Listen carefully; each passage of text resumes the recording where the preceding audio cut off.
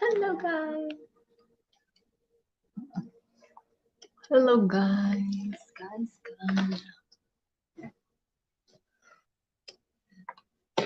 Hello guys. I'm here. Well, I am going to read a Bible. And the Bible is the Word of God, right? So I am going to start from the beginning, from Genesis. All right. So if you want to listen, you can listen, right? All right. Thank you. Okay, I'm going to start now. Let me lower the music.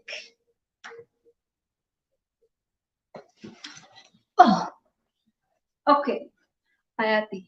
Thank you. Genesis 1, chapter 1. Creation of heavens and earth. 1. 6 days of preparing the earth. Day 1, light, day and night. Day 2, expanse. Day 3, dry land and vegetation. Day 4, heavenly luminaries. Day 5, fish and birds. Day 6, land, animals, and humans. Okay, chapter 2, Genesis 2, God rests on the seventh day. Jehovah God, maker of heaven and earth, man and woman in the Garden of Eden. Man formed out of dust, forbidden tree of knowledge, creation of woman. Verse 3. Origin of man's sin. The first lie, Jehovah's judgment on the rebels, woman's offspring foretold, expulsion from Eden. Verse 4, Cain and Abel, Cain's descendants, Seth and his son Enosh. Verse 5, from Adam to Noah. Adam fathered sons and daughters. Enoch walked with God. Verse 6, sons of God take wives on earth. Nephilim born, mankind's badness saddens Jehovah. Noah commissioned to build an ark. God proclaims the coming of the flood. Genesis verse 7, entering the ark, the global flood. Genesis verse 8, the flood waters subside. Dove sent out, leaving the ark. God's promise for the earth. Verse 9, instructions for all mankind. Law about blood. Rainbow covenant. Prophecies about Noah's descendants. Verse 10, list of the nations. Descendants of Japheth. Descendants of Ham. Nimrod opposes Jehovah. Descendants of Shem. Verse 11, Tower of Babel. Jehovah confuses the language. From Shem to Abraham. Terah's family. Abraham leaves Ur. Verse 12, Abraham leaves Haran for Canaan. God's promise to Abram. Abraham and Sarai in Egypt. Verse 13, Abraham returns to Canaan or Canaan. Abraham and Lot separate. God's promise to Abraham repeated. Abraham rescues Lot. Melchizedek blesses Abram. 15. God's covenant with Abram. The 400 years of affliction foretold.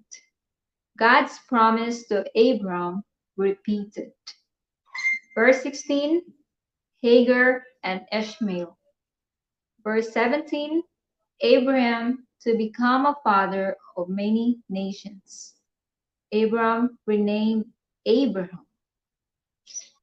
Covenant of circumcision. Sarai renamed Sarah. Son Isaac promised. Verse 18. Three angels visit Abram. A son promised to Sarah.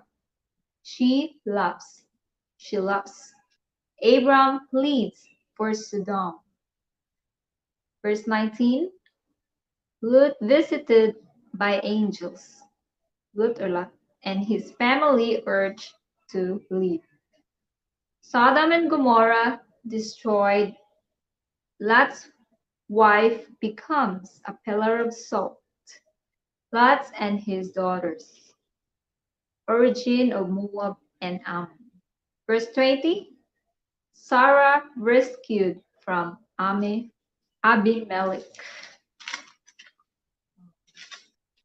21. Birth of Isaac. Ishmael mocks Isaac. Hagar and Ishmael sent away. Abraham's covenant with Abimelech. Verse 22. Abraham told to offer up Isaac. Blessing because of Abraham's offspring. Rebekah's family. Verse 23. Sarah's death and burial place. Verse 24. Seeking a wife for Isaac. Rebekah goes to meet Isaac. Verse 25. Abram remarries. Abraham's death. Ishmael's sons. Birth of Jacob and Esau. Esau sells his birthright. 26. Isaac and Rebekah in Gerar. God's promise confirmed to Isaac. Conflict over wills. Isaac's covenant with Abimelech. Esau's two Hittite wives. 27. Jacob gets Isaac's blessing. Esau seeks blessing but is unrepentant. Esau's animosity toward Jacob. 28. Isaac sends Jacob to Paddan Aram. Jacob's dream at Bethel. God's promise confirmed to Jacob. 29. Jacob meets Rachel. Jacob's fall in love with Rachel. Jacob marries Leah and Rachel. Jacob's 4 sons by Leah. Reuben, Simon, Levi, and Judah. 30. Bilham bears Dan and Naphtali. Zilpah bears Gad, Gad, and Asher. Leah bears Issachar and Nebulun. Rachel bears Joseph. Jacob's flocks increase. Jacob secretly departs for Canaan. Laban overtakes Jacob. Jacob's covenant with Laban. 32. Angels meet Jacob. Jacob prepares to meet Esau. Jacob wrestles with an angel. Jacob renamed Israel. 33. Jacob meets Esau. Jacob journeys to Shechem. 34. That Dinah raped Jacob's son, act deceitfully. 35.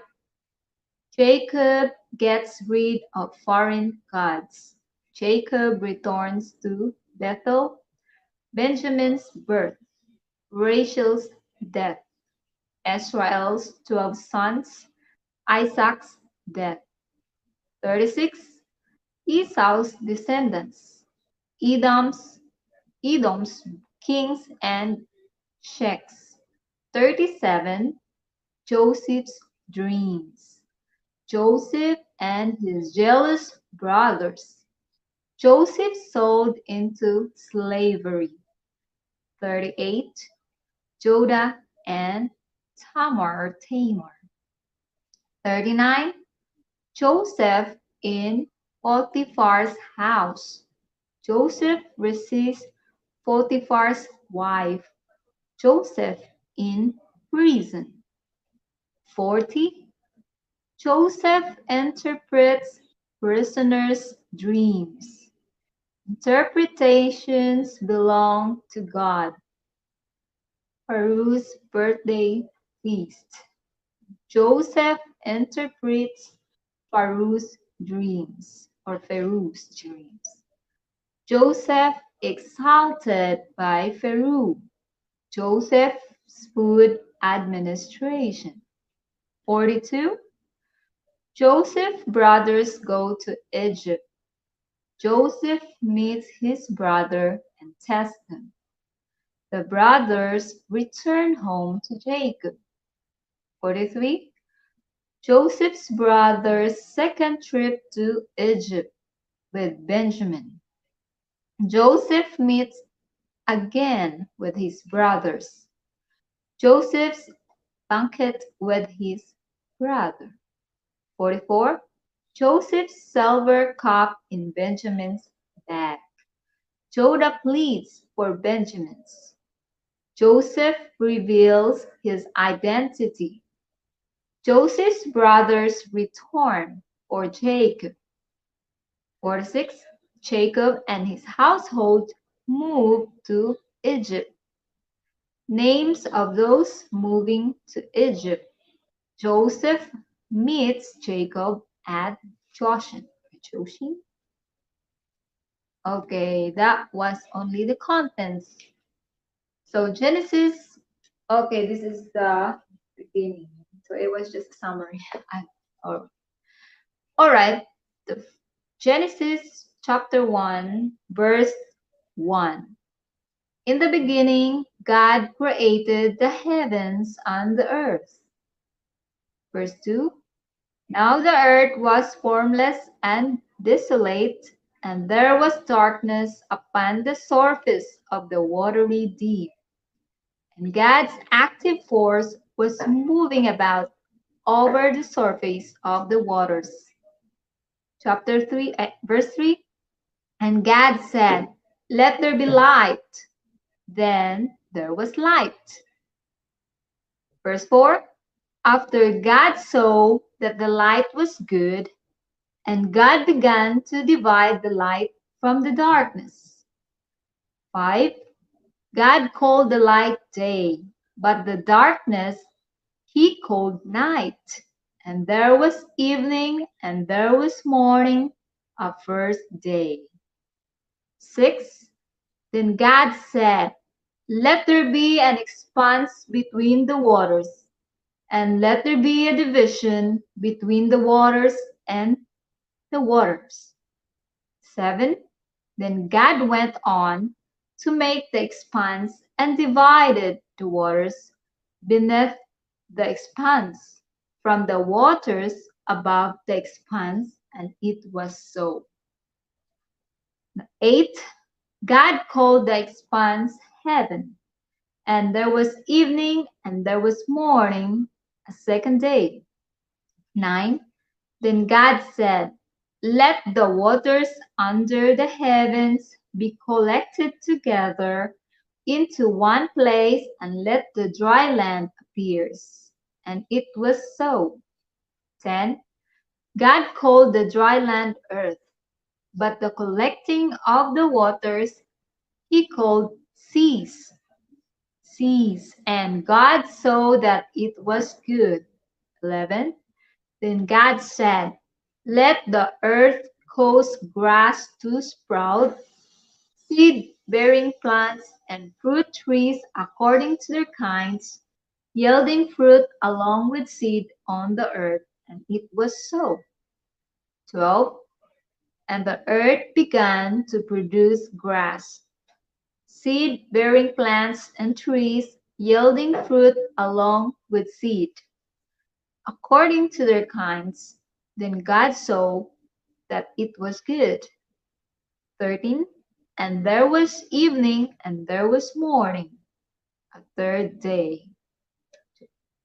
Then God said, let there be luminaries in the expanse of the heavens to make a division between the day and the night, and they will serve as signs for seasons and for days and years. They will serve as luminaries in the expanse of the heavens to shine upon the earth. And it was so. And God went on to make the two great luminaries, the greater luminary for dominating the day, and the lesser luminary for dominating the night, and also the stars. Thus God put them in the expanse of the heavens to shine upon the earth, and to dominate by day and by night, and to make a division between the light and the darkness. Then God saw that it was good, and there was evening and there was morning, a fourth day.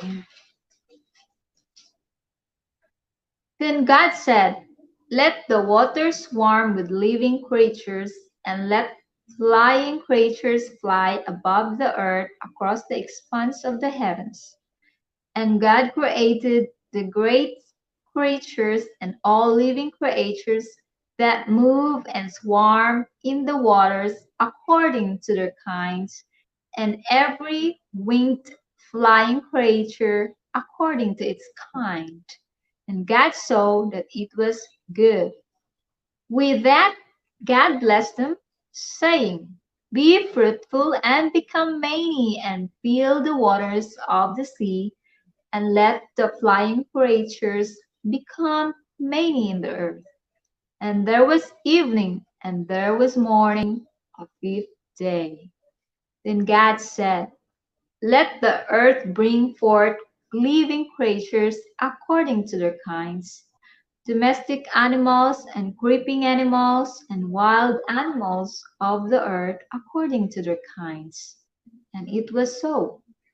And God went on to make the wild animals on the earth according to their kinds, and the domestic animals according to their kinds, and all the creeping animals of the ground according to their kinds.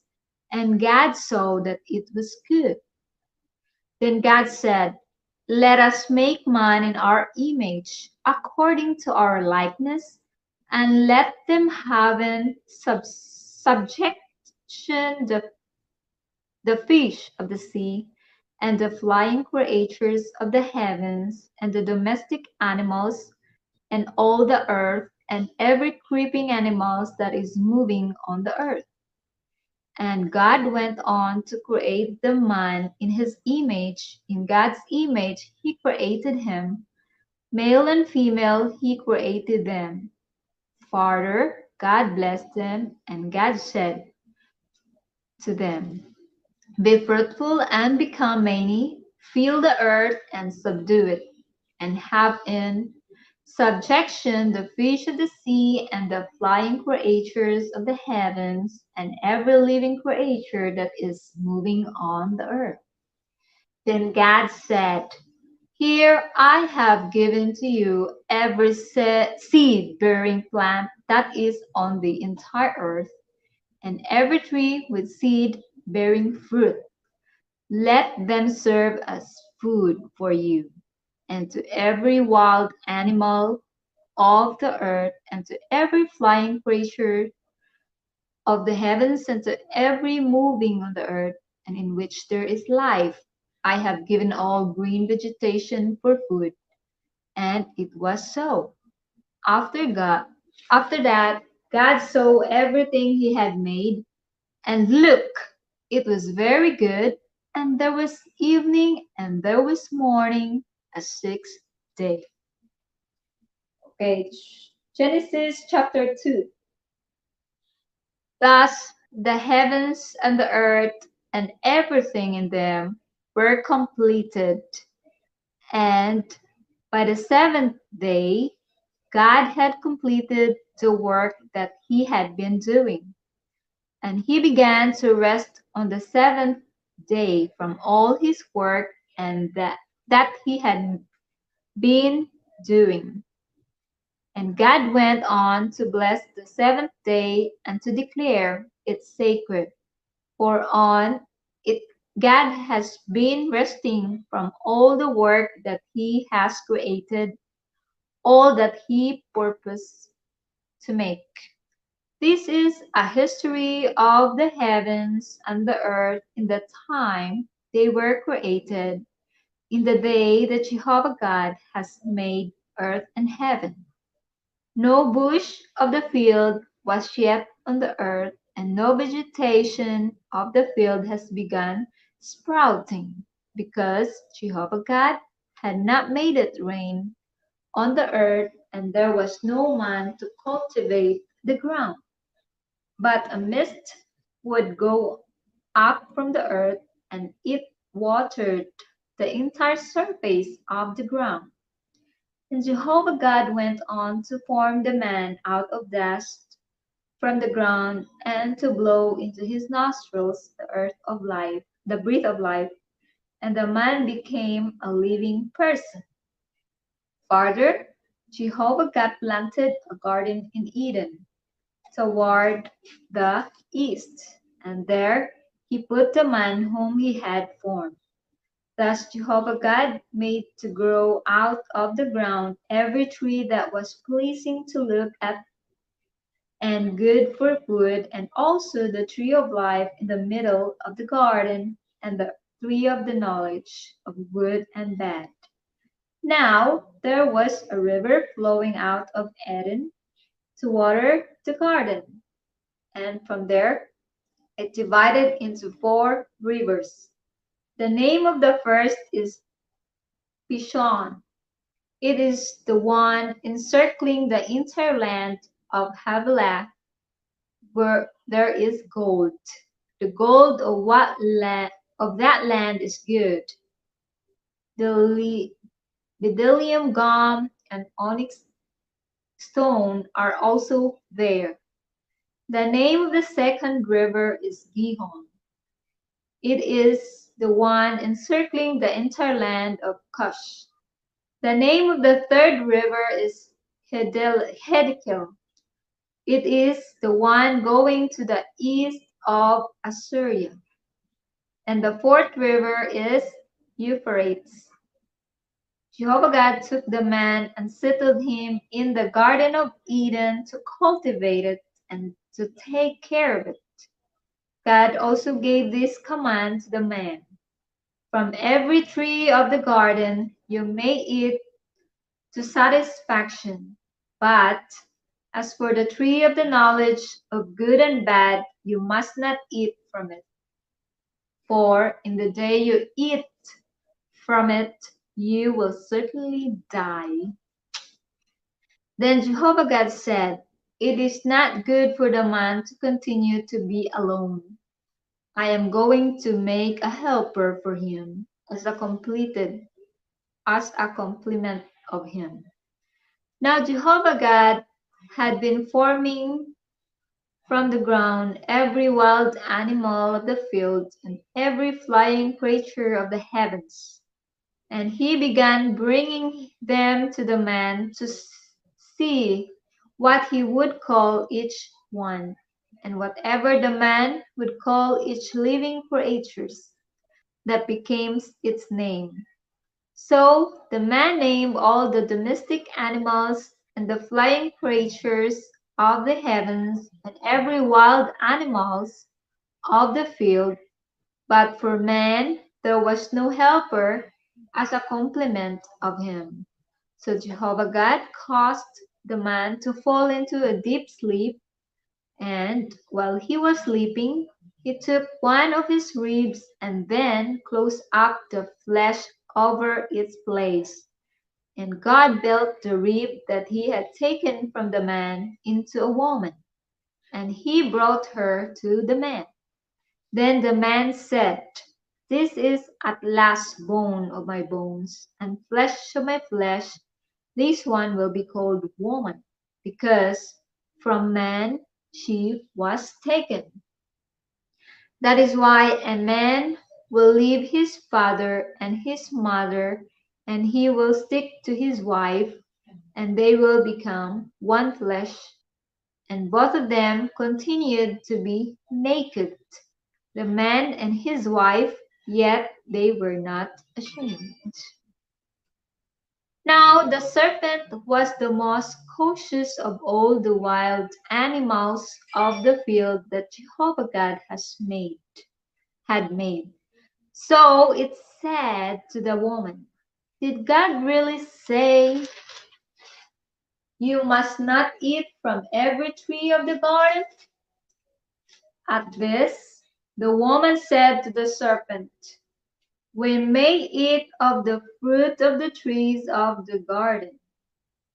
But God has said about the fruit of the tree that is in the middle of the garden, 'You must not eat from it.'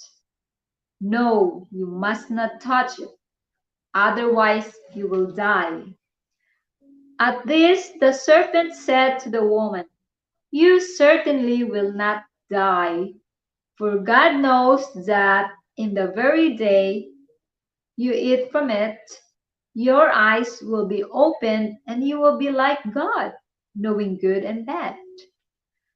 Consequently, the woman saw that the tree was good for food and that it was something desirable to the eyes. Yes, the tree was pleasing to look at. So she began taking of its fruit and eating it. Afterward, she also gave some to her husband when he was with her, and he began eating. Then the eyes of both of them were opened, and they realized that they were naked.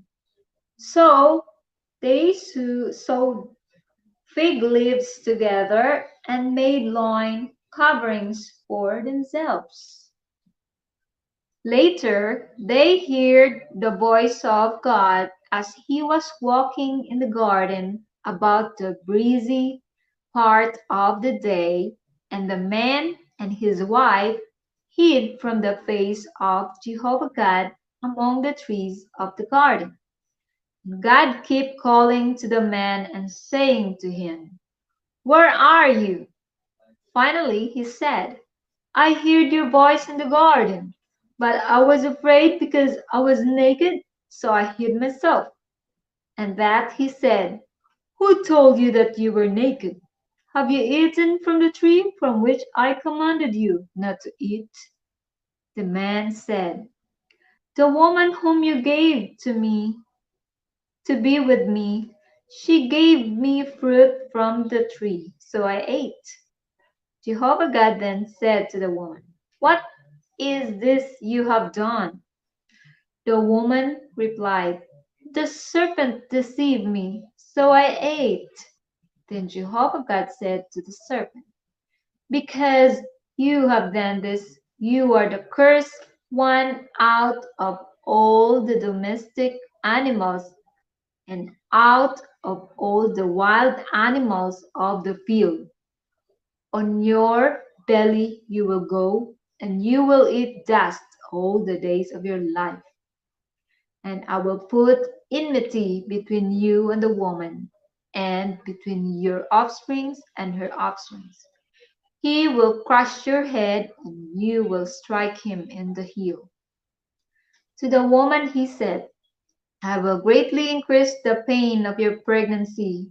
In pain you will give birth to children, and your longing will be your husband, and he will dominate you." And to Adam he said, "Because you listened to your wife's voice and ate from the tree concerning which I gave you this command, you must not eat from it. Curses the ground on your account. In pain you will eat its produce all the days of your life. It will grow thorns and thistles for you, and you must eat the vegetation of the field.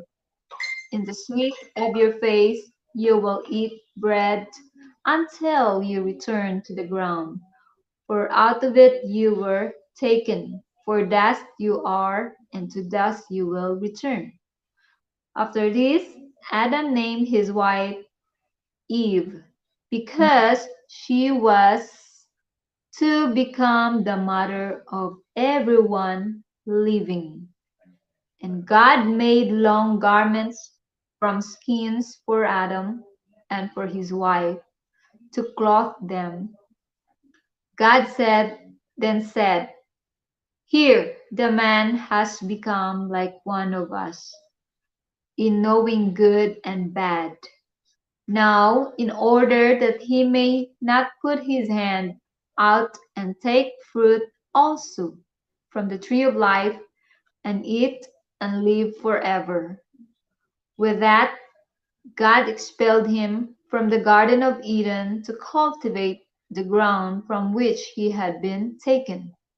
So he drove the man out, and he posted at the east of the Garden of Eden the cherubs and the flaming blade of a sword that was turning continuously to guard the way to the tree of life. Pause. I'll be back.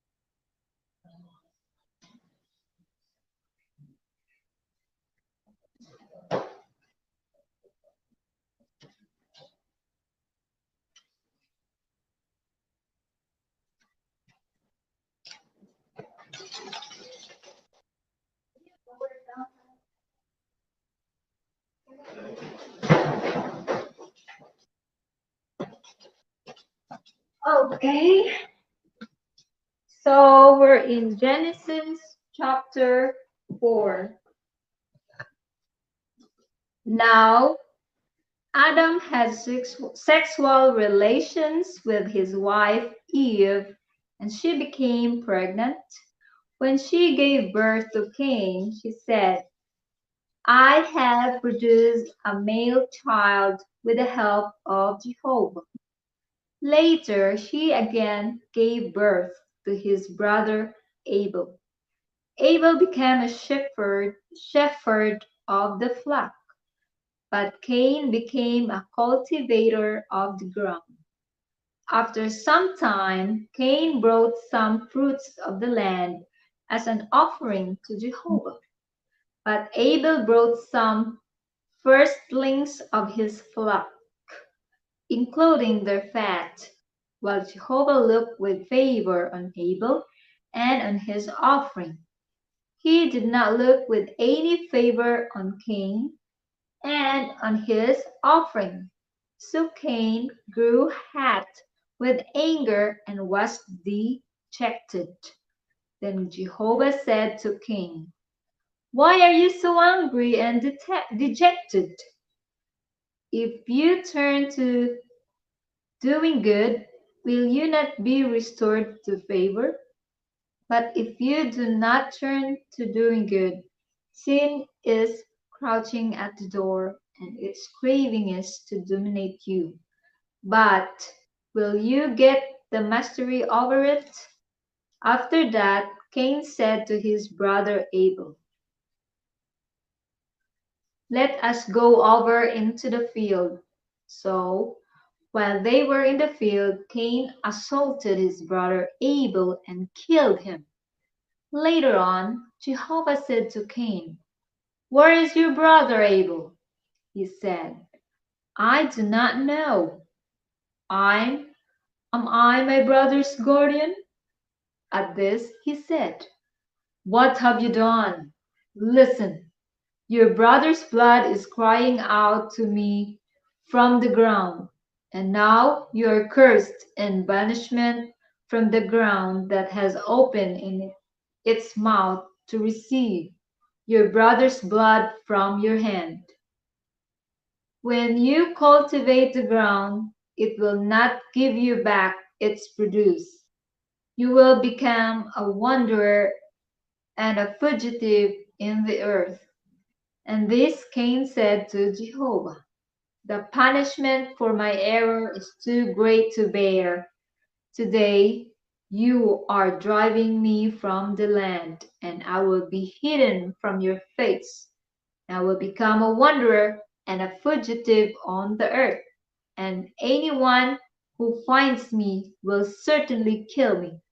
So Jehovah said to him, "For that reason, anyone who kills Cain will suffer vengeance 7 times." So Jehovah set up a sign for Cain in order that no one finding him would strike him. Then Cain went away from before Jehovah and took up residence in the land of exile, to the east of Eden.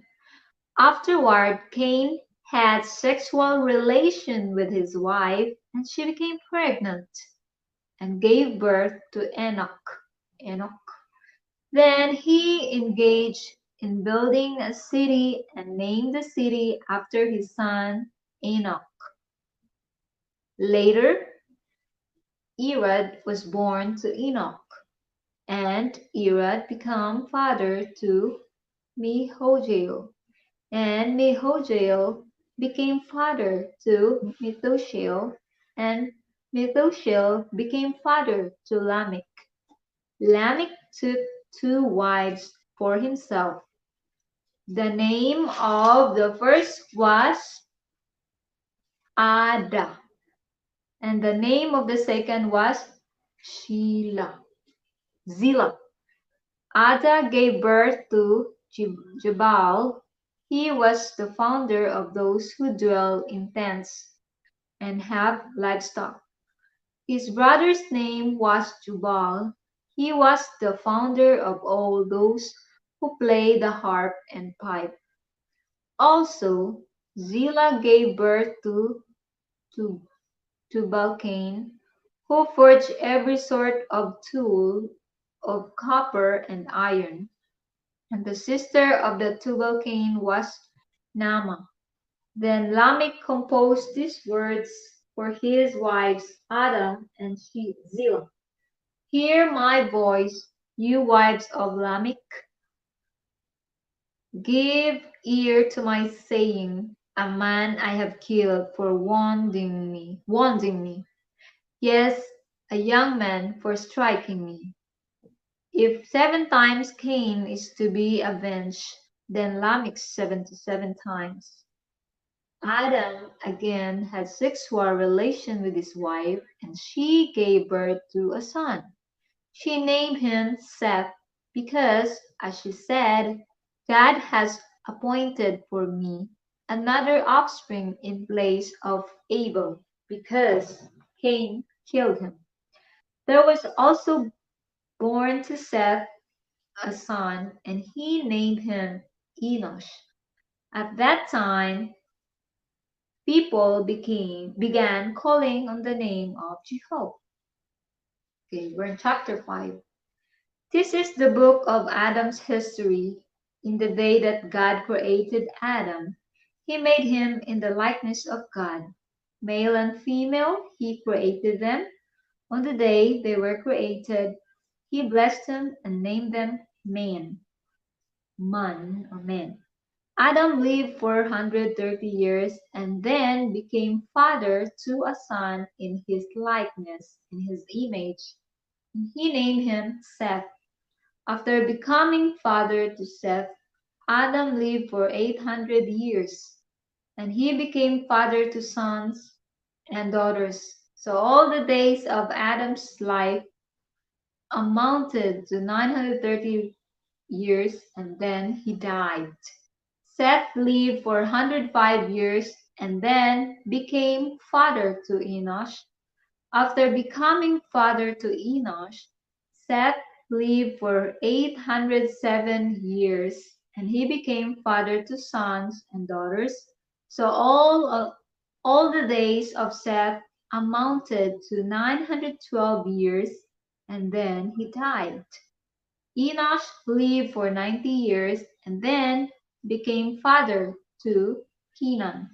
After becoming father to Kenan, Enosh lived for 815 years and he became father to sons and daughters. So all the days of Enosh amounted to 905 years and then he died. Kenan lived for 70 years and then became father to Mahalalel. After becoming father to Mahalalel, Kenan lived for 840 years, and he became father to sons and daughters.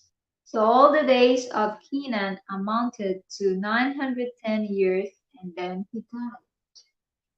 Mahalalel lived for 65 years and then became father to Jared.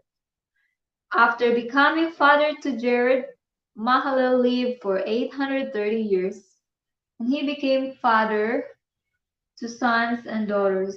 So all the days of Mahalalel amounted to 895 years and then he died. Jared lived for 162 years and then became father to Enoch. After becoming father to Enoch, Jared lives for 800 years and he became father to sons and daughters. So all the days of Jared amounted to 962 years, and then he died.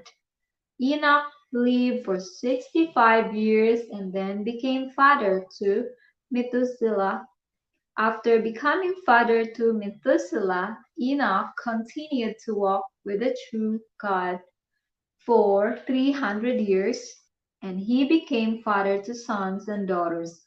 So all the days of Enoch amounted to 365 years. Enoch kept walking with the true God, then he was no more, for God took him. Methuselah lived for 187 years and then became father to Lamech. After becoming father to Lamech, Methuselah lived for 782 years, and he became father to sons and daughters. So all the days of Methuselah amounted to 969 years, and then he died. Lamech lived for 182 years, and then became father to a son.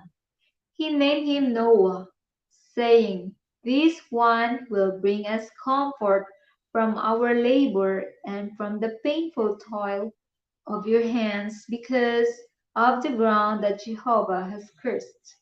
After becoming father to Noah, Lamech lived for 595 years, and he became father to sons and daughters. So all the days of Lamech amounted to 777 years, and then he died. After Noah reached 500 years of age, he became father to Shem, Ham, and Japheth. Okay, we're in chapter 6, 6. Now, when men started to grow in number on the surface of the ground, and daughters were born to them, the sons of the true God began to notice that the daughters of men were beautiful. So they began taking as wives all whom they chose. Then Jehovah God said, "My spirit will not tolerate man indefinitely because he is only flesh." Accordingly, his days will amount to 120 years. The Nephilim were on the earth in those days and afterward. During that time, the sons of the true God continued to have relations with the daughters of men, and these bore sons to them. They were the mighty ones of old times, the men of fame. Consequently, Jehovah saw that man's wickedness was great on the earth, and that every inclination of the thoughts of his heart was only bad all the time. Jehovah regretted that he had made the man on the earth, and his heart was saddened. So Jehovah said, "I am going to wipe man whom I have created off the surface of the ground, men together with domestic animals, creeping animals, and flying creatures of the heavens, for I regret that I have made them." But Noah found favor in the eyes of Jehovah. This is the history of Noah. Noah was a righteous man. He proved himself faultless among his contemporaries. Noah walked with the true God. In time, Noah became father to three sons, Shem, Ham, and Japheth. But the earth had become ruined in the sight of the true God, and the earth was filled with violence. Yes, God looked up upon the earth, and it was ruined. All flesh had ruined its way of the earth. After that, God said to Noah, "I have decided to put an end to all flesh, because the earth is full of violence on account of them. So I am bringing them to ruin together with the earth. Make for yourself an ark from resinous wood. You will make compartments in the ark and cover it with a tar inside and outside. This is how you will make it. The ark should be 300 cubits long, 50 cubits wide, and 30 cubits high. You will make a window for light for the ark, 1 cubit from the top. You shall put You should put the entrance of the ark in its side and make it with a lower deck, second deck, and a third deck. As for me, I am going to bring flood waters upon the earth to destroy from under the heavens all flesh that has the breath of life. Everything on the earth will perish, and I am establishing my covenant with you, and you will must go into the ark, you, your sons, your wife, and your sons' wives with you, and bring into the ark two of every sort of living creature, in order to preserve them alive with you, a male and a female, of the flying creatures according to their kinds, the domestic animals according to their kinds, and all creeping animals of the ground according to their kinds. Two of each will go in there to you to preserve them alive. For your part, are to collect and take with you every kind of food to eat, to serve as food for you and for the animals." And Noah did according to all that God had commanded him. He did just so. Okay, we're in chapter 7.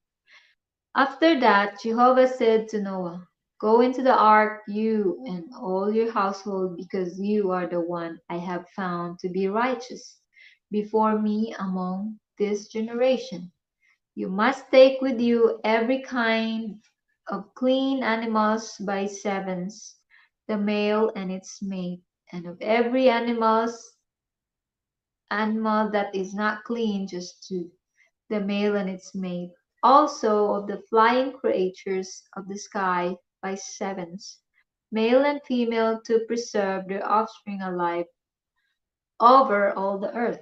For in just 7 days I will make it rain on the earth for 40 days and 40 nights, and I will wipe from the surface of the ground every living thing that I have made. Then Noah did everything that Jehovah had commanded him. Noah was 600 years old when the flood waters came upon the earth. So Noah, along with his sons, his wife, and his sons' wives, went into the ark ahead of the flood waters. Of every clean animals and of every animal that is not clean, and of the flying creatures, and of everything that moves on the earth. They went inside the ark to Noah by twos, male and female, just as God had commanded Noah. And 7 days later, the flood waters came upon the earth. In the 600th year of Noah's life, in the second month, on the seventh day of the month, on that day all the springs of the vast watery deep burst upon, and the floodgates of the heavens were opened, and the rain poured down on the earth for 40 days and 40 nights. On that very day Noah went into the ark along with his sons, Shem, Ham, and Japheth, and his wife, and the 3 wives of his sons. They went in with every wild animal according to its kind, and every domestic animal according to its kind, and every creeping animal of the earth according to its kind, and every flying creature according to its kind, every bird, every winged creature. They kept going to Noah inside the ark, two by two, of every sort of flesh that has the breath of life. So they went in, male and female of every sort of flesh, just as God had commanded him. After that, Jehovah shut the door behind him. The flooding continued for 40 days on the earth, and the waters kept increasing and began carrying the ark. It was floating high above the earth. The waters became overwhelming and kept increasing greatly upon the earth, but the ark floated on the surface of the waters. The waters overwhelmed the earth so greatly that all the tall mountains under the whole heavens were covered. The waters rose up to 15 cubits above the mountains. So all living creatures that were moving on the earth perished. The flying creatures, the domestic animals, the wild animals, the swarming creatures, and all mankind. Everything on dry land that had the breath of life in its nostrils died. So he wiped every living thing from the surface of the earth, including men, animals, creeping animals, and the flying creatures of the sky. They were all whipped off the earth. Only Noah and those with him in the ark survived. And the water continued overwhelming the earth for 150 days. Okay, chapter 8.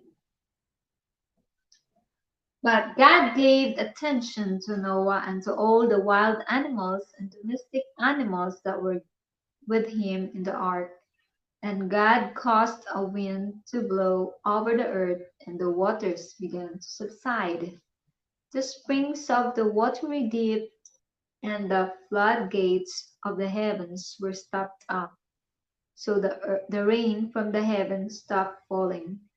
Then the waters began to recede progressively from the earth. By the end of 150 days, the waters had subsided. In the seventh month, on the 17th day of the month, the ark came to rest on the mountains of Ararat, and the waters were steadily decreasing until the 10th month.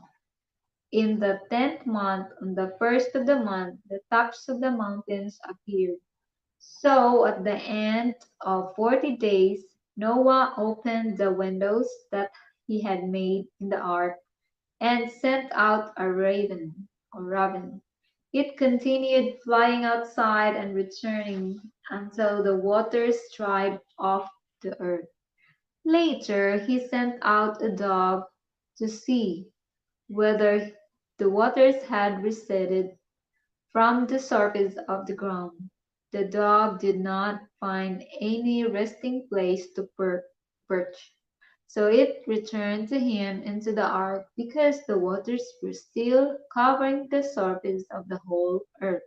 So he reached his hand out and brought it inside the ark.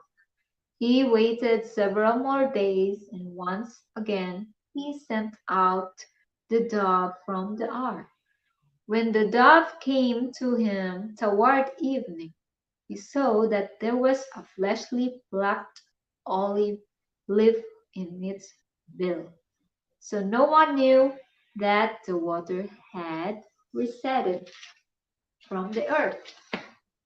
He waited still another 7 days. Then he sent out the dove, but it did not return to him any more. Now, in the 601st year, in the first month, on the first day of the month, the waters had drained from the earth, and Noah removed the covering of the ark, and saw that the surface of the ground was drying. In the second month, on the 27th day of the month, the earth had dried off. God now said to Noah, "Go out of the ark, you, your wife, your sons, and your son's wife.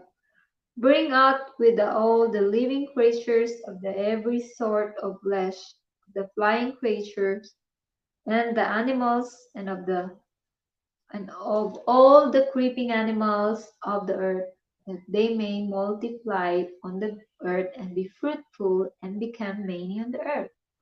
So Noah went out together with his sons, his wife, and his sons' wives, every living creature, every creeping animals, and every flying creature, everything that moves on the earth, went out of the ark by families. Then Noah built an altar to Jehovah and took some of all the clean animals and of all the clean flying creatures and offered burnt offerings on the altar. Jehovah began to smell a pleasing aroma. So Jehovah said in his heart, "Never again will I curse the ground on man's account. For the inclination of the heart of man is bad from his youth up, and never again will I strike down every living thing as I have done. From now on, the earth will never cease to have seed sowing and harvest, cold and heat, summer and winter, and the day and night." Oh, katuwan. God went on to bless Noah and his sons.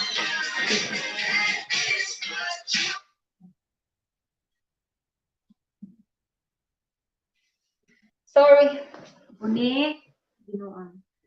Chapter Genesis chapter 9 verse 1.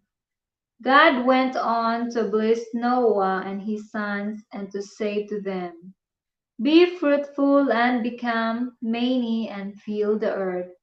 A fear of you and a terror of you will continue upon every living creature of the earth, and upon every flying creature of the heavens, upon everything that moves on the ground, and upon all the fish of the sea.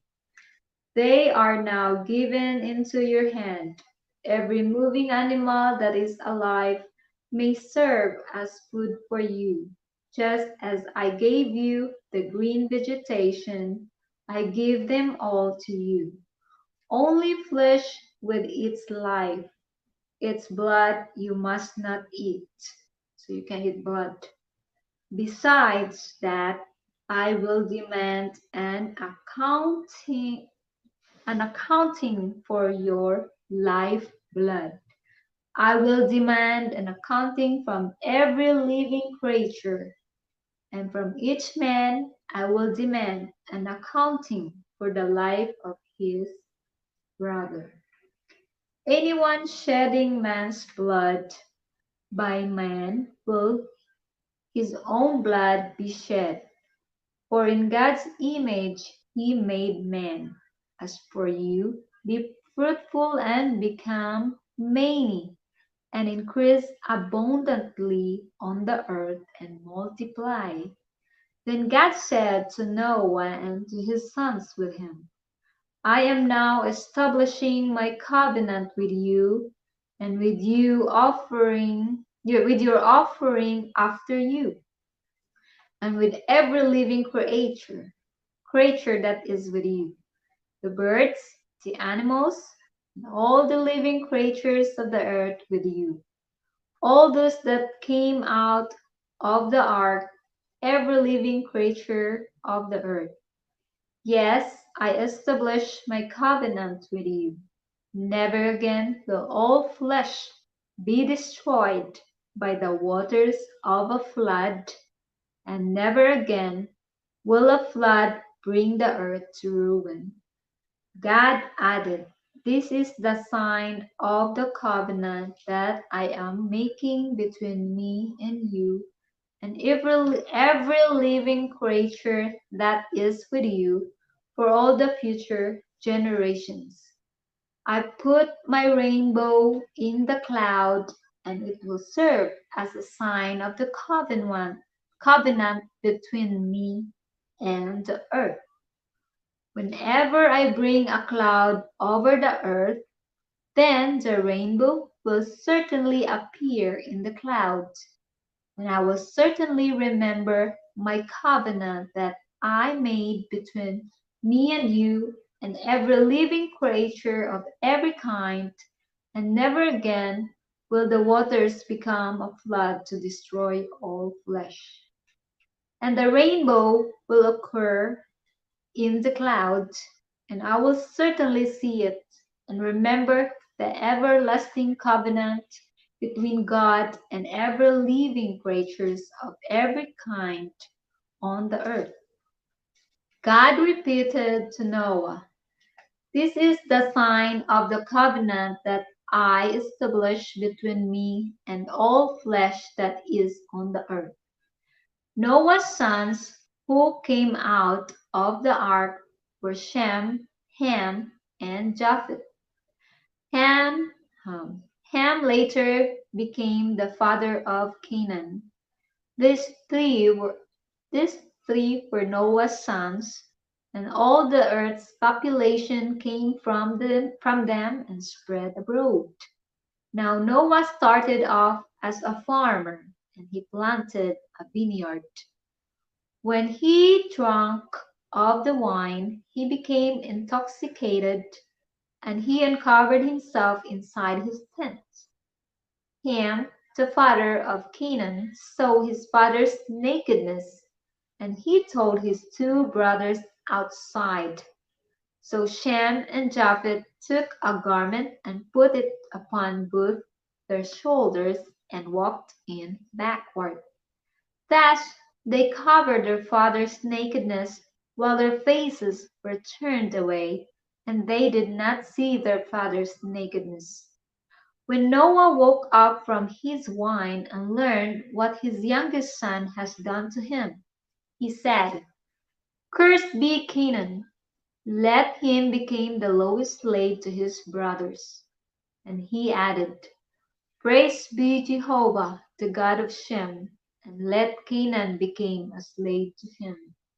Let God grant ample space to Japheth, and let him reside in the tents of Shem. Let Canaan became a slave to him also. Noah continued to live for 350 years after the flood. So all the days of Noah amounted to 950 years, and he died. All the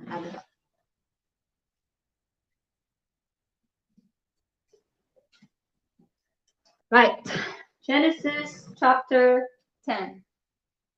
This is the history of Noah's sons, Shem, Ham, and Japheth.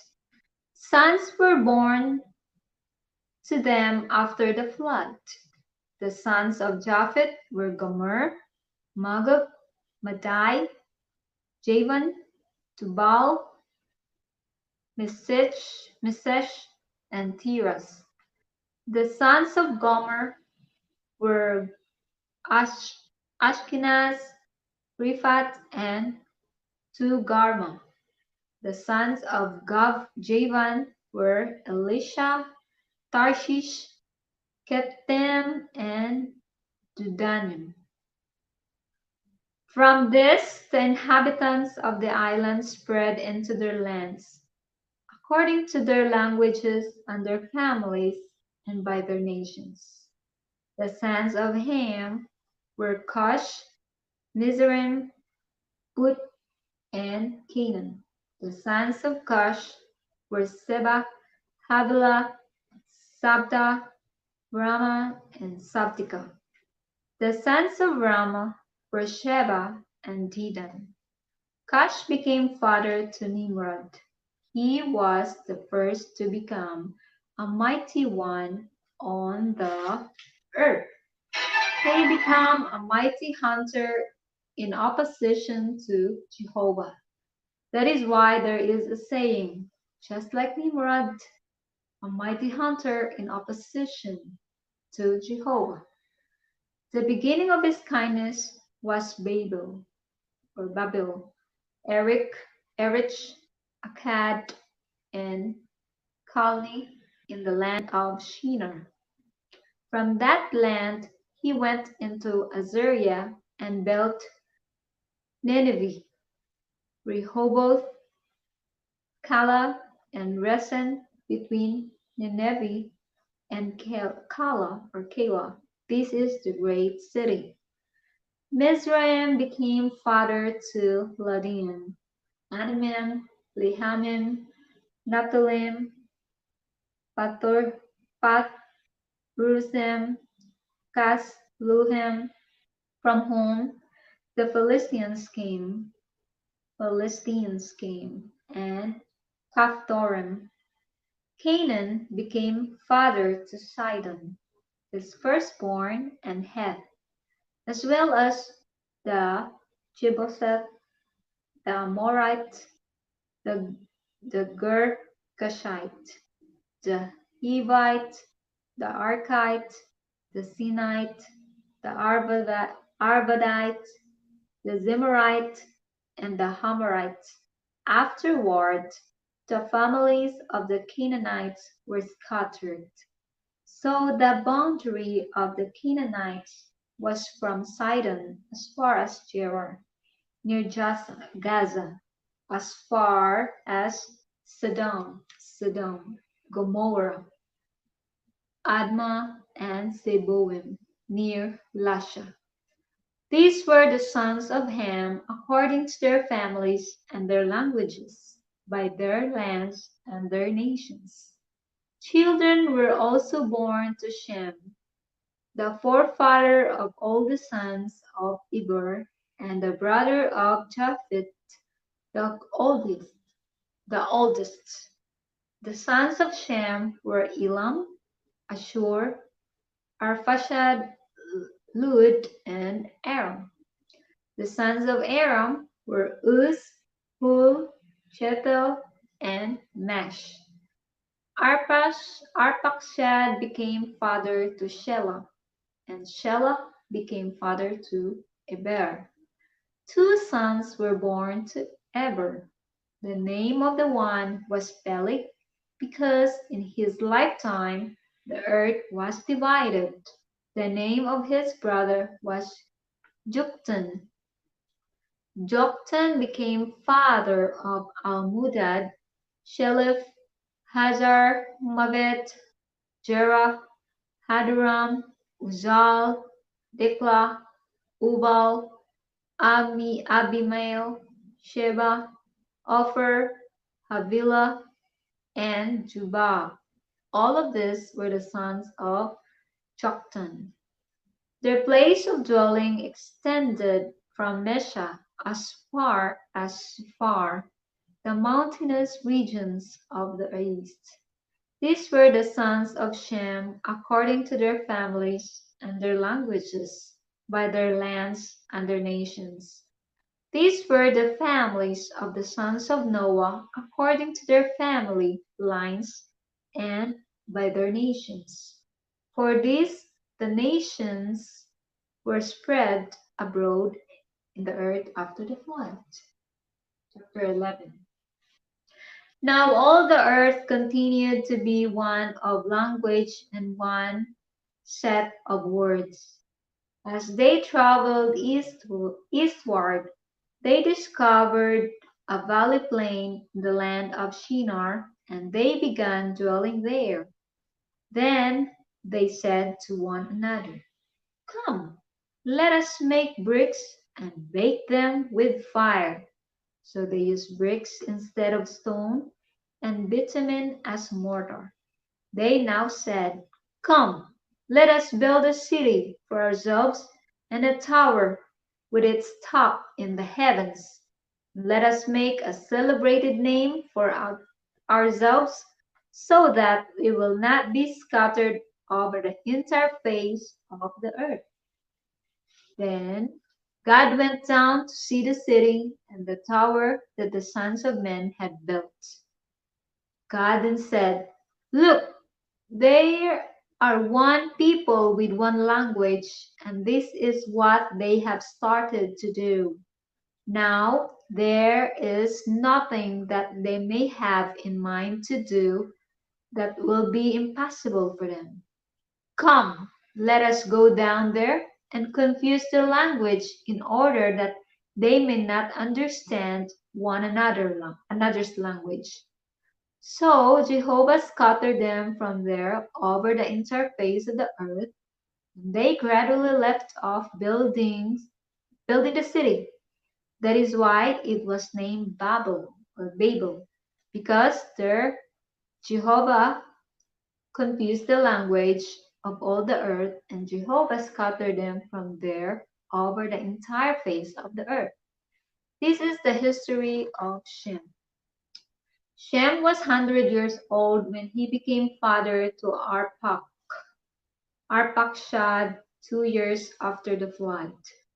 After becoming father to Arpachshad, Shem continued to live 500 years, and he became fathers to sons and daughters.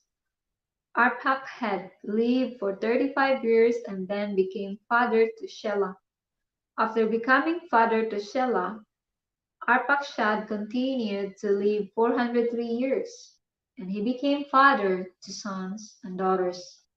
Shelah lived for 30 years and then became father to Eber. After becoming father to Eber, Shelah continued to live 403 years, and he became father to sons and daughters. Eber lived for 34 years and then became father to Peleg. After becoming father to Peleg, Eber continued to live 430 years, and he became father to sons and daughters. Peleg lived for 30 years and then became father to Reu. After becoming father to Reu, Peleg continued to live 209 years, and he became father to sons and daughters. 10:15. 10:15, Han. Reu lived for 32 years and then became father to Sirach. After becoming father to Sirach, Reu continued to live 207 years, and he became father to sons and daughters. Sirach lived for 30 years and then became father to Nahor. After becoming father to Nahor, Sirach continued to live 200 years, and he became father to sons and daughters. Nahor lived for 29 years and then became father to Terah. After becoming father to Terah, Nahor continued to live 119 years. He became father to sons and daughters. Terah lived for 70 years, after which he became father to Abram. Nahor, and Haran. This is the history of Terah. Terah became father to Abram, Nahor and Haran became father to Lut. While his father Terah was still alive, Haran died in the land of his birth in Ur of the Chaldeans. Abram and Nahor took wives for themselves. The name of Abram's wife was Sarai, and the name of Nahor's wife was Milcah, the daughter of Haran, the father of Milcah and Iscah. Now Sarai was barren; he had no child. Terah then took Abram his son and Lut his grandson, and the son of Haran, and Sarai his daughter-in-law, the wife of Abram his son, and they went with him out of Ur of the Chaldeans to go to the land of Canaan. In time they came to Haran, and began dwelling there. The days of Terah were 205 years. Then Terah died in Haran. Okay, Genesis chapter 12, verse 1. And Jehovah said to Abram, go out from your land and away from your relatives and from the house of your father to the land that I will show you. I will make you a great nation, and I will bless you, and I will make your name great, and you will become a blessing. I will bless those who bless you, and I will curse him who calls down evil on you. And also, the families of the ground will still certainly be blessed by means of you. So Abram went just as Jehovah had told him, and Lot went with him. Abram was 75 years old when he left Haran. Abram told his wife Sarai and Lot, the son of his brother, and all the goods that they had accumulated, and the people whom they had acquired in Haran, and they set out for the land of Canaan. When they reached the land of Canaan, Abram traveled through the land as far as the site of Shechem, near the big trees of Moreh, and that at that time the Canaanites were in the land. Jehovah then appeared to Abram and said, to your offspring I am going to give this land. So he built an altar there to Jehovah, who had appeared to him. Later he moved from there to the mountainous region east of Bethel, and pitched his tent with Bethel on the west and Ai on the east. There he built an altar to Jehovah and began to call on the name of Jehovah. Afterward Abram broke camp and journeyed toward the Negev, moving his camp from one place to another. Now a famine arose in the land, and Abram went down toward Egypt to reside there for a while, because the famine in the land was severe. As he was about to enter Egypt, he said to his wife Sarai, please listen. I know what a beautiful woman you are. So when the Egyptians see you, they will surely say, this is his wife. Then they will kill me, but keep you alive. Please say you are my sister, so that it may go well with me because of you, and my life will spared. As soon as Abram entered Egypt, the Egyptians noticed that the woman was very beautiful, and the prince of Peru also saw her, and they began praising her to Peru, so that the woman was taken to the house of Peru. He treated Abram well because of her, And he acquired sheep, cattle, male and female donkeys, male and female servants, and camels. Then Jehovah struck Pharaoh and his household with severe plagues because of Sarai, Abram's wife. So Pharaoh called Abram and said, "What is this you have done to me? Why did you not tell me that she was your wife? Why did you say she is my sister, so that I was about to take her as my wife? Here is your wife, take her and go." So Pharaoh gave his men orders concerning him, and they sent him away with his wife and all that he had. Abram then went up out of Egypt to the Negev, he and his wife and all that he had, together with Lot. Abram was very rich in livestock, silver, and gold. He camped in one place after another as he traveled from the Negev to Bethel, until he arrived at the place where his tent has been between Bethel and Ai. To that place where he had previously built an altar, there Abram called on the name of Jehovah. Now Lot, who was traveling with Abram, also owned sheep, cattle, and tents. So the land did not allow for all of them to stay in the same place. Their goods had become so many that they could no longer dwell together. As a result, a quarrel arose between the herders of Abram's livestock and the herders of Lot's livestock. At that time, the Canaanites and Perizzites were dwelling in the land.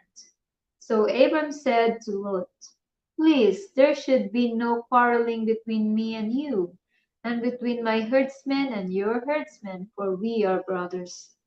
Is not the whole land available to you? Please separate from me. If you go to the left, then I will go to the right. But if you go to the right, then I will go to the left." So Lot raised his eyes and saw that the whole district of the Jordan was a well-watered region, before Jehovah destroyed Sodom and Gomorrah, like the garden of Jehovah, like the land of Egypt, as far as Zoar. Then Lot chose for himself the whole district of the Jordan, and Lot moved his camp to the east. So they separated from each other. Abram lived in the land of Canaan, but Lot lived among the cities of the district. Finally, he set up his tent near Sodom. Now the men of Sodom were wicked, gross sinners against God.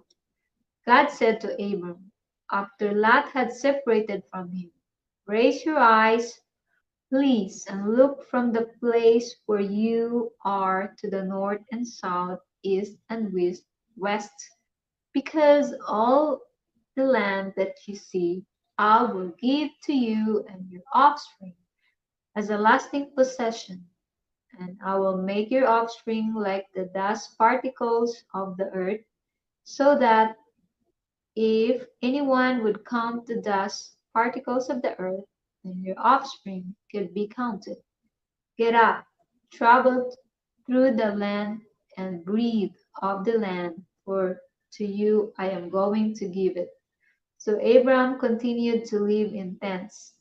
Later he came and dwelled among the big trees of Mamre, which are in Hebron, and there he built an altar to Jehovah.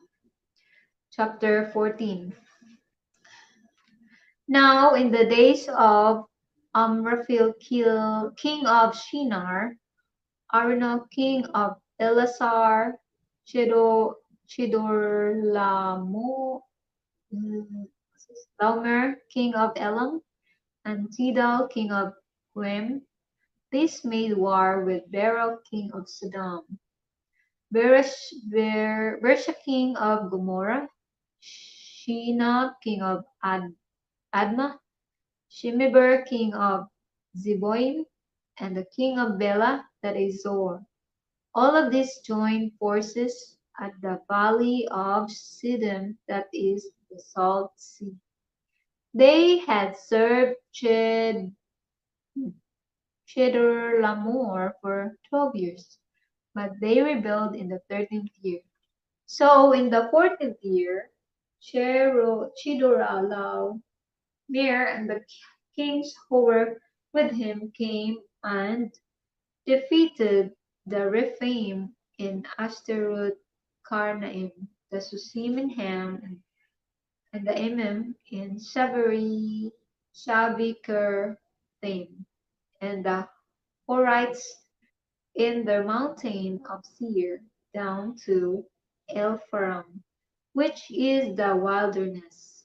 Then they turned back and came to Enmishpat, that is Kadesh, and conquered the whole territory of the Amalekites and also the Amorites who were dwelling in Hazazon Tamar.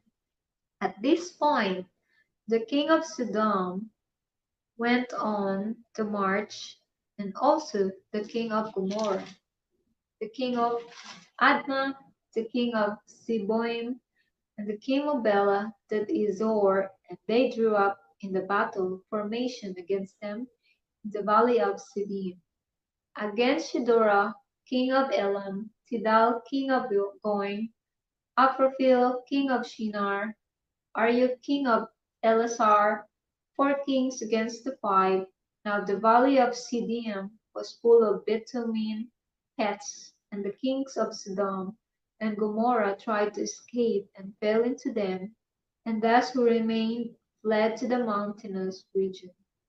Then the victors took all the goods of Sodom and Gomorrah and all their food and went on their way. They also took Lut, the son of Abram's brother, who was dwelling in Sodom, as well as his goods, and they continued their way. After that, a man who had escaped came and told Abram the Hebrew. He was then dwelling among the big trees of Mamre the Amorite, the brother of Eshcol and Aner. These men were allies of Abram. Thus Abram heard that his relative has been taken captive. With that he mobilized his trained men, 318 servants born in his household, and went in pursuit up to Dan.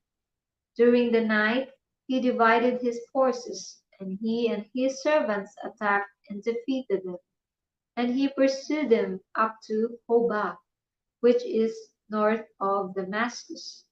He covered all the goods, and he also covered Lut his relative, his goods, the women, and the other people. After Abram returned from defeating Kedorlaomer and the kings who were with him, the king of Sodom went out to meet Abram in the valley of Shaveh, that is the valley of the king. And Melchizedek, king of Salem, brought out and bread and wine. He was priest of the Most High God. Then he blessed him and said, Blessed be Abram by the Most High God, maker of heaven and earth. Praised be the Most High God, who has handed your oppressors over to you. Abram gave him a tenth of everything.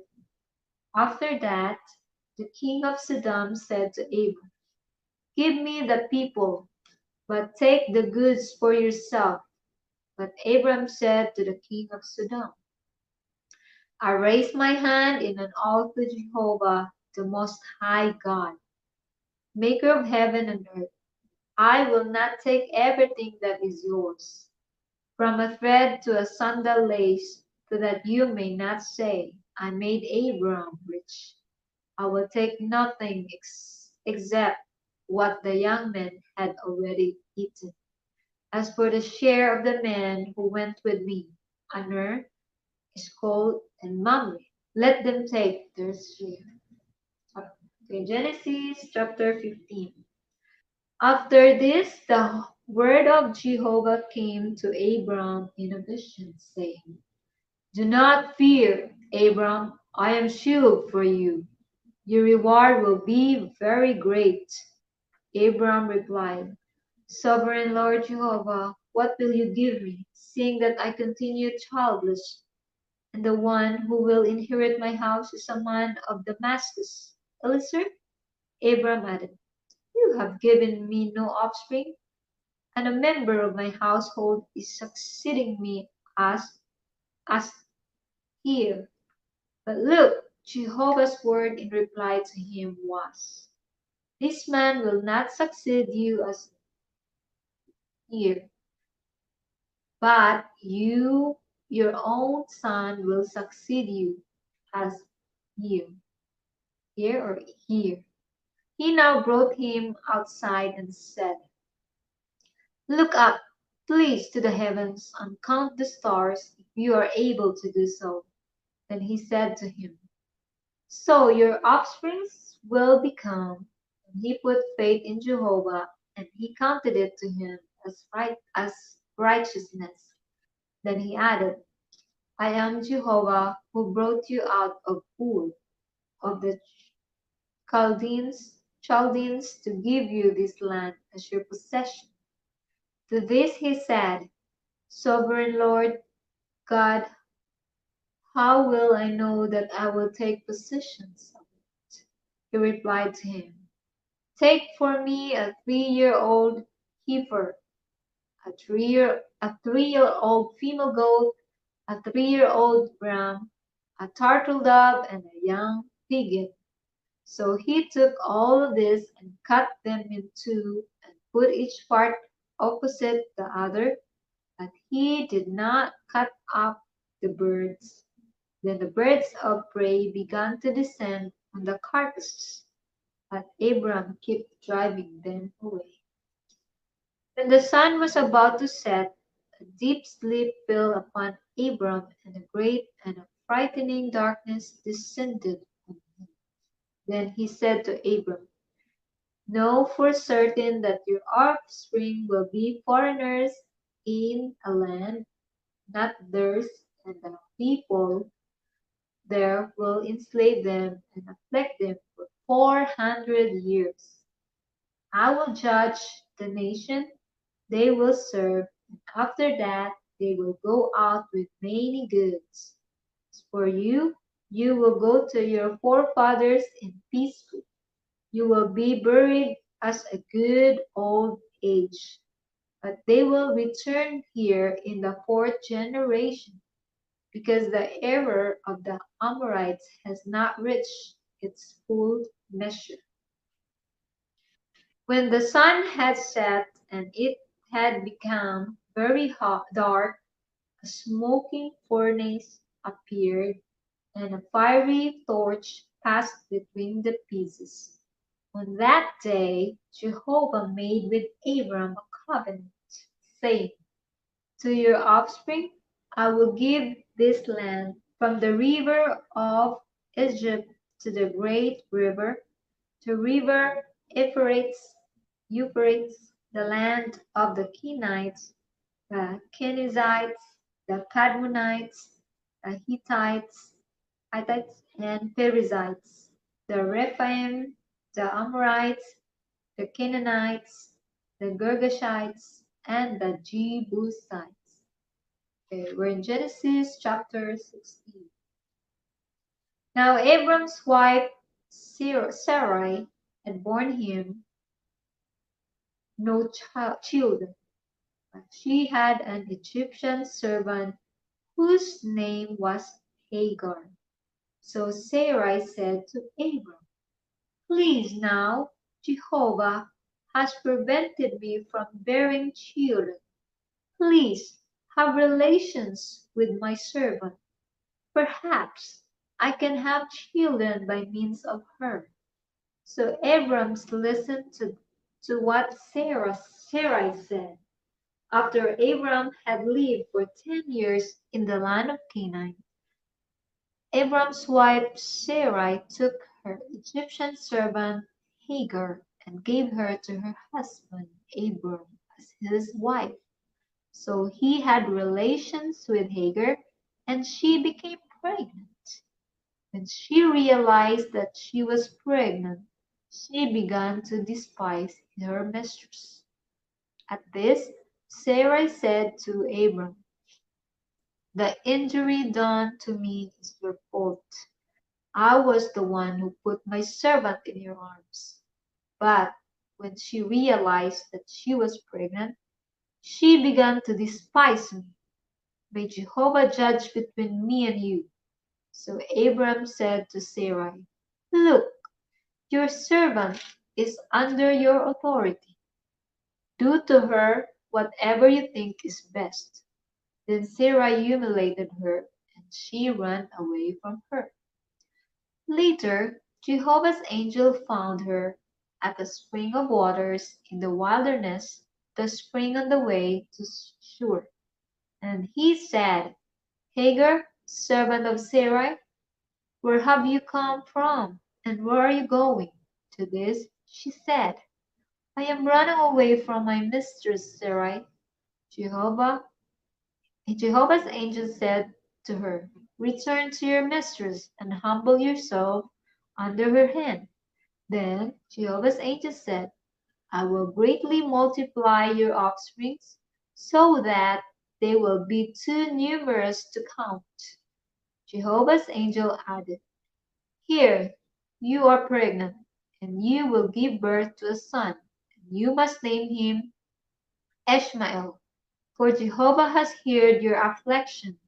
He will be a wild don- he will be a wild donkey of a man. His hand will be against everyone, and everyone's hand will be against him.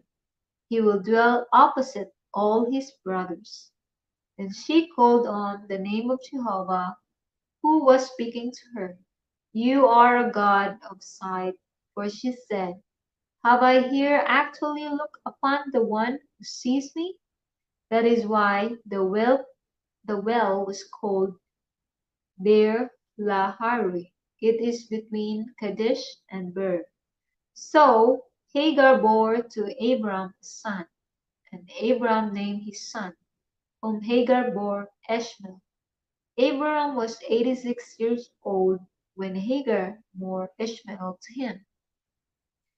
So we're on the Genesis chapter 17.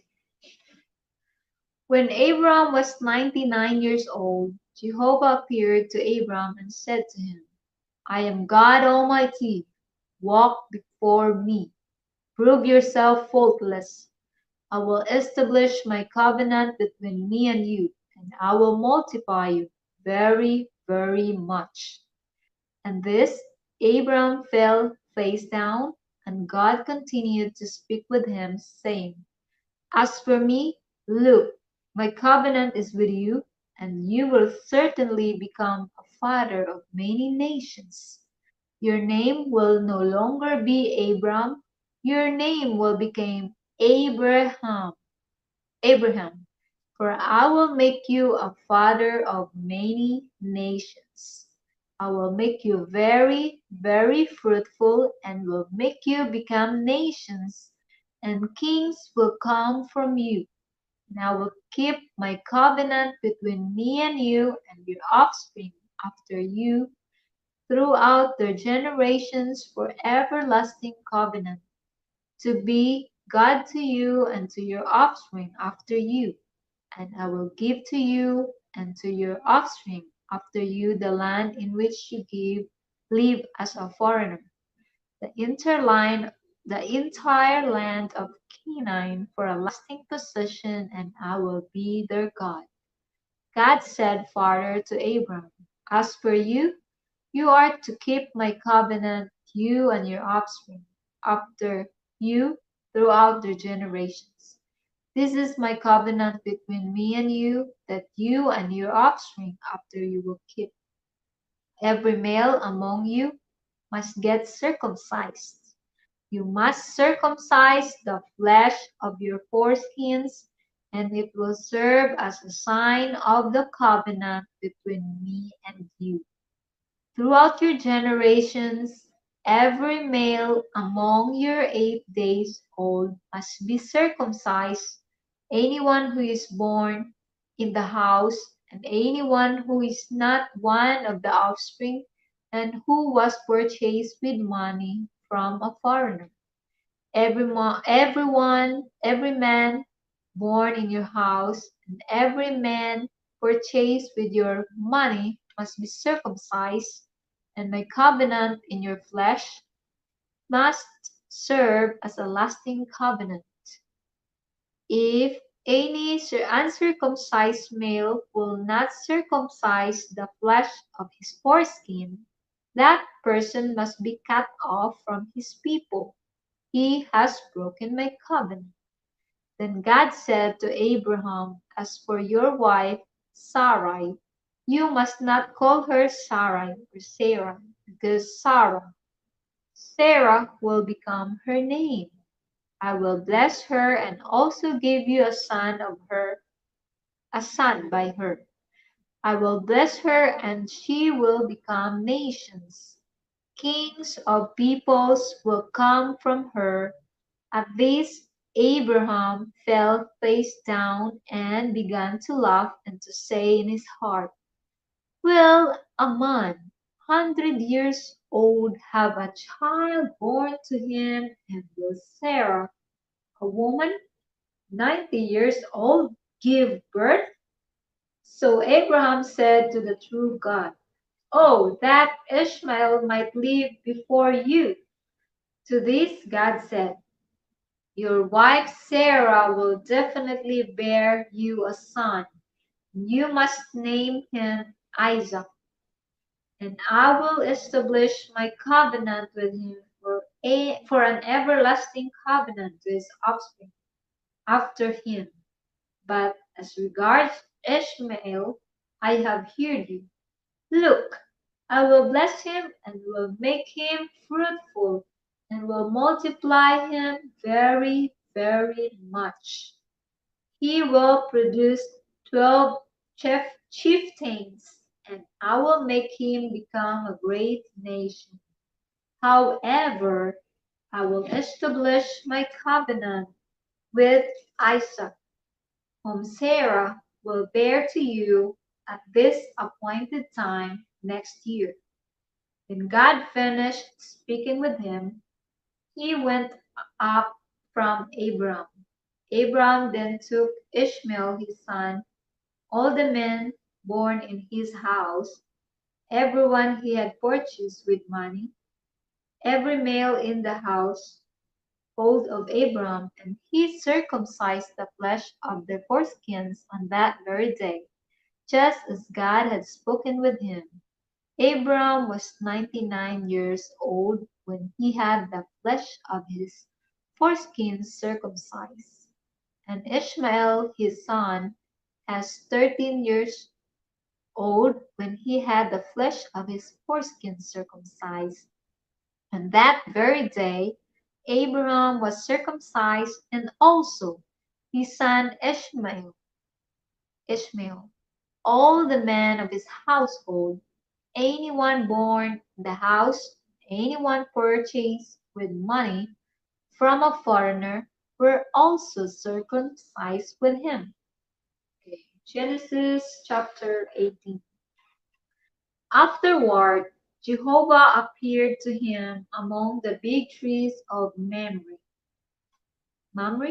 while he was sitting at the entrance of the tent during the hottest part of the day. He looked up and saw 3 men standing some distance from him. When he saw them, he ran from the entrance of the tent to meet them, and he bowed down to the ground. Then he said, Jehovah, I have found favor in your eyes. Please do not pass by your servant. Please let a little water be brought and have your feet washed. then recline under the trees. Seeing that you have come here to your servant, let me bring a piece of bread, so that you may refresh yourselves. Then you may go on your way. At this they said, all right, you may do as you have spoken. So Abraham hurried to the tent to Sarah and said, quick, get 3 measures of fine flour, knead the dough, and make loaves of bread. Next, Abraham ran to the herd and chose a tender and good young bull. He gave it to the attendant, who hurried to prepare it. He then took butter and milk and the young bull that he had prepared and set the food before them. Then he stood by them under the tree as they were eating. They said to him, Where is your wife Sarah? He replied, Here in the tent. So one of them continued, I will surely return to you next year at this time, and look, your wife Sarah will have a son. Now Sarah was listening at that tent entrance, which was behind the man. Abraham and Sarah were old. Being advanced in years, Sarah was past the age of childbearing. So Sarah began to laugh to herself, saying, After I am worn out and Lord is old, will I really have this pleasure? Then Jehovah said to Abram, Why did Sarah laugh and say, I am really going to give birth even though I am old? Is anything too extraordinary for Jehovah? I will return to you next year at this appointed time, and Sarah will have a son.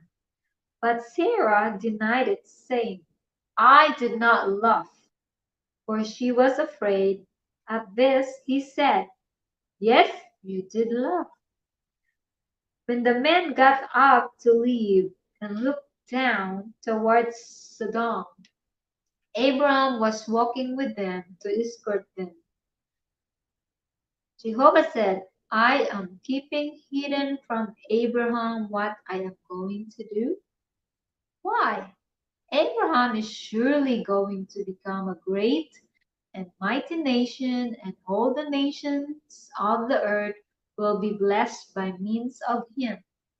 For I have come to know him in order that he may command his sons and his household after him to keep Jehovah's way by doing what is right and just, so that Jehovah may bring about what he has promised concerning Abraham. Then God said, The outcry against Sodom and Gomorrah is indeed great, and their sin is very heavy. I will go down to see whether they are acting according to the outcry that has reached me, and if not, I can get to know it. Then the men left from there and went toward Sodom. But Jehovah remained with Abraham. Then Abraham approached and said, Will you really sweep away the righteous with the wicked? Suppose there are 50 righteous men within the city. Will you then sweep them away and not pardon the place for the sake of the 50 righteous who are inside it? It is unthinkable that you would act in this manner by putting the righteous man to death with the wicked one, so that the outcome for the righteous man and the wicked is the same. It is unthinkable of you. Will the judge of all the earth not do what is right? Then God said, If I think in Sodom 50 righteous men in the earth, I will pardon the whole place for their sake. But Abraham again responded, Please, here I have presumed to speak to Jehovah, whereas I am dust and ashes. Suppose the 50 righteous should lack 5. Because of the 5, will you destroy the whole city? To this he said, I will not destroy it if I find there 45. But yet again he spoke to him and said, suppose 40 are found there. He answered, I will not do it for the sake of the 40. But he continued, Jehovah, please do not become hot with anger, but let me go on speaking. Suppose only 30 are found there. He answered, I will not do it if I found 30 there. But he continued, please, here I have presumed to speak to God. Suppose only 20 are found there. He answered, I will not destroy it for the sake of the 20. Finally, he said, Jehovah, please do not become hot with anger, but let me speak just once more. Suppose only 10 are found there. He answered, I will not destroy it for the sake of the 10. When Jehovah finished speaking to Abraham, he went his way and Abraham returned to his place. Okay, this is the last chapter that I'm gonna read, chapter 19. The two angels arrived at Sodom by evening, and Lot was sitting in the gate of Sodom. When Lot saw them, he got up to meet them and bowed down with his face to the earth. And he said, please, my lords, turn aside, please, into the house of your servant, and stay overnight, and have your feet washed. Then you may get up early and travel in your way. To this they said, no, we will stay overnight in the public square. But he was so insistent with them that they went with him to his house. And he made a feast for them. He baked unleavened bread, and they ate. Before they could lie down to sleep, the men of the city, the men of Sodom, from boy to old man, all of them surrounded the house in one mob. They kept calling out to Lot and saying to them, where are the men who came in to you tonight? Bring them out to us so that may have sex with them. Then Lot went out of them to the doorway and he shut the door behind him. He said, please, my brothers, do not act wickedly. Please, here I have 2 daughters who have never had sexual relations with a man. Please let me bring them out to you for you to do to them whatever seems good to you. But do not do anything to these men, for they have come under the shelter of my roof. And this they said, stand back. And they added, this lone foreigner came to live here, and yet dares to judge us. Now we are going to do worse for you than to them. They crowded in on Lot and moved forward to break down the door. So the men reached out their hands and brought Lot into the house with them, and they shut the door. They struck the men who were at the entrance of the house with blindness, from the least to the greatest, so that they wore themselves out trying to find the doorway. Then the man said to Lot, do you have anyone else here? Sons-in-law, your sons, your daughters, all of your people in the city? Bring out of this place, for we are going to destroy this place, because the outcry against them has indeed grown great before God, so that God sent us to destroy the city. So Lot went out and began to speak to his sons-in-law who were to marry his daughters, and he kept saying, "Get up, get out of this place, because Jehovah will destroy the city." But to this, his sons-in-law, he seems to be joking. As dawn, as dawn was breaking, the angels become urgent with Lot, saying, "Get up, take your wife and your two daughters who are here with you, so that you will not be swept away in the error of the city." When he kept lingering, then because of Jehovah's compassion for him, the man seized hold of his hand and the hand of his wife and the hands of his two daughters, and they brought him out and stationed him outside the city. As soon as they had brought them to the outskirts, he said, "Escape for the life, do not look behind you, do not stand still in any part of the district. Escape to the mountainous regions so that you may not be swept away." Then Lot said to them, "Not there, please, Jehovah, please.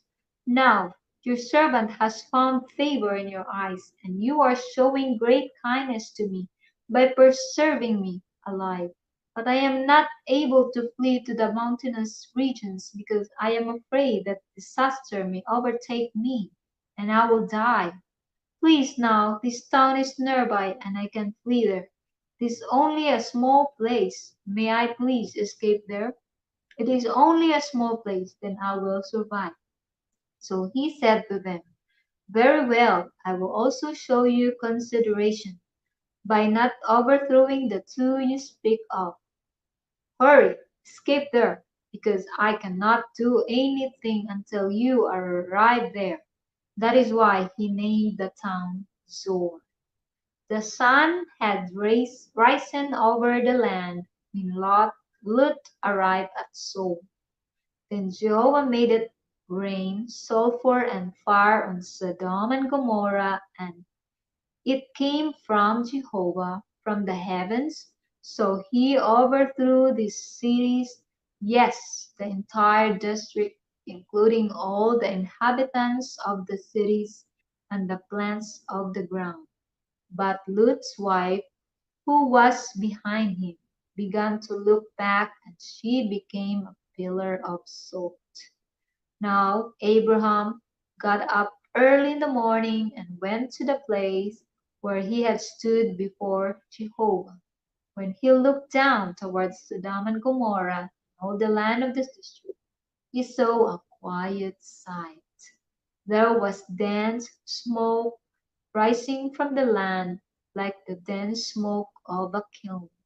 So when God destroyed the city of the district, God kept Abraham in mind by sending Lot out from the cities he overthrew, the cities where Lot had been dwelling.